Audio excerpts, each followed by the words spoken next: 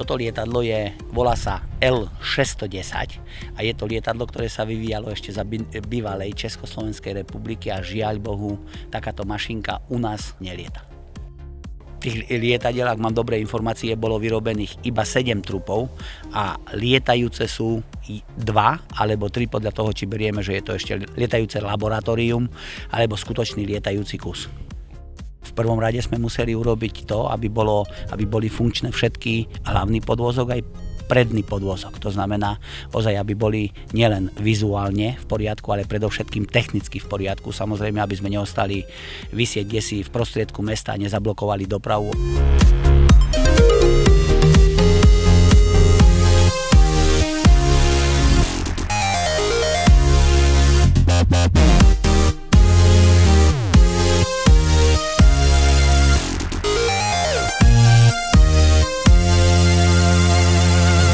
Traktor, ktorým sme to ťahali, je Valtra S354. Výkon traktora je 370 koní. Prečo bol zvolený tento typ?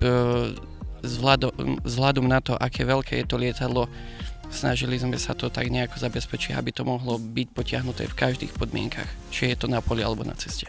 Bolo to dosť náročné, bolo to pracné najmä preto, aby sme si vytýčili dobrú trasu, aby bol bezproblémový prejazd aj po podmost, aj po telekomunikačné káble. Komunikovali sme najprv s ľuďmi z policajného zboru Liptovský Mikuláš, s ktorými sme museli mať oficiálne povolenie.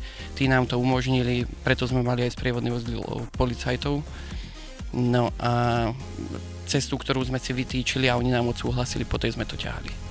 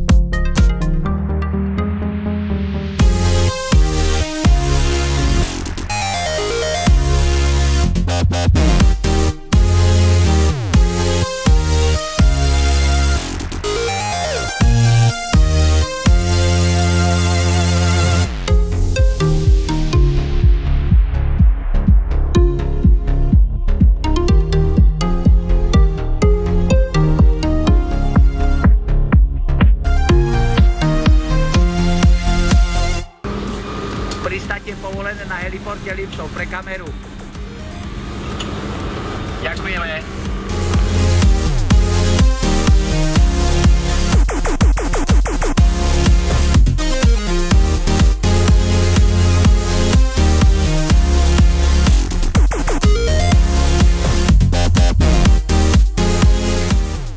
Však traktor už poznám, mám už druhý doma, takže aj obsluhu viem čo ako, vedeli sme to dopredu nastaviť, takže myslím si, že tá obsluha u Valtry je v podstate jednoduchá. Bola to aj zábava, troška sme sa aj zapotili, ale šťastne sme, dá sa povedať, pristáli na heliporte Liptov. Samozrejme chceme poďakovať pri tejto príležitosti transportnej spoločnosti Agropark Liptov, ktorá nám našu mašinku dopravila z hangáru v okoličnom až tu na heliport Liptov.